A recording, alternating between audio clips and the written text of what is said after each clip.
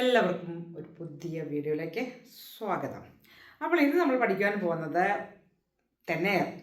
Last വീഡിയോയിൽ നമ്മൾ തെന്നേറിനെ കുറിച്ച് കുറച്ച് പഠിച്ചിരുന്നു.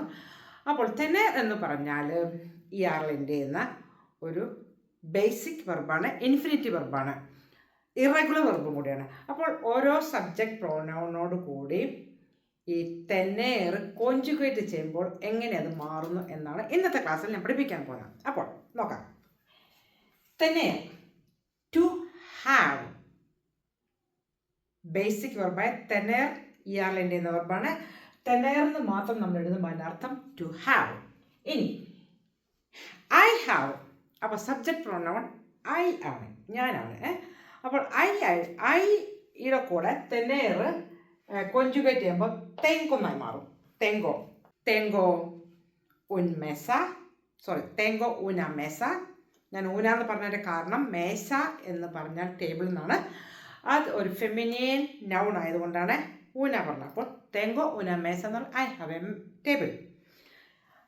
തു എന്ന് പറഞ്ഞാൽ യു, ഇൻഫോർമൽ. അപ്പോൾ തൂവിനോട് കോഞ്ചുഗേറ്റ് ചെയ്യുമ്പോൾ തെങ്കോ അല്ല തിയനെസ്. You have a table. Tienes una mesa. ഇനി él, ella, usted. He, she, usted എന്ന് പറഞ്ഞാൽ യു ഫോർമലാണ്. അപ്പോൾ ഈ മൂന്ന് സബ്ജക്റ്റ് പ്രോനൗണിനും കൂടെ കോഞ്ചുഗേറ്റ് ചെയ്യുന്നത് ഒരേ കോഞ്ചുഗേഷനാണ്. അപ്പോൾ തിയനെ എന്ന് പറയുന്നത്, അപ്പോൾ L തിയനെ he has, ella tiene, she has, usted tiene, you formal, you have. മനസ്സിലായല്ലോ? നെക്സ്റ്റ് നോസോത്രോസ്, വി. അവിടെ നോസോത്രോസ് എന്ന് പറയാം, നോസോത്രാസ് എന്ന് പറയാം. വി